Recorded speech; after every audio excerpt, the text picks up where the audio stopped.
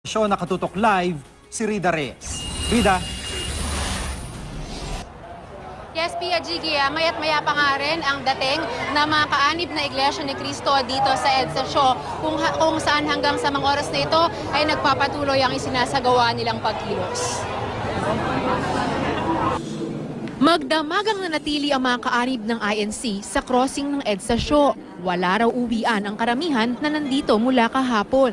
Bukod sa libreng pagkain, may portalets at charging station. Isa sa mga dumalo sa protesta kagabi ang tiyahin ni Pangulong Aquino na si Tingting Cojuangco. Nakikiisa raw siya sa panawagan ng hustisya para sa SAF 44. Dumating din si INC General Secretary Cara Del Cortez. Hindi kami papayag na apihin nila't pakialaman ang pamamahala ng kapatid na Eduardo Manalo. Fit sasabak ba kayo sa gera? Hay naku mga manalista talaga handang magpakamatay sa ama nilang Felix Manalo. Hindi lang mga taga-INC ang nandito. Nagpapakita rin ng suporta ang grupong Christian Peace Alliance. Ngayong hapon, mas marami pang kaanib ang humahabol. Ang iba, galing pang mga probinsya. Luzon, Visayas, Mindanao na po kami lahat. Panawagan, unawain po kami nila.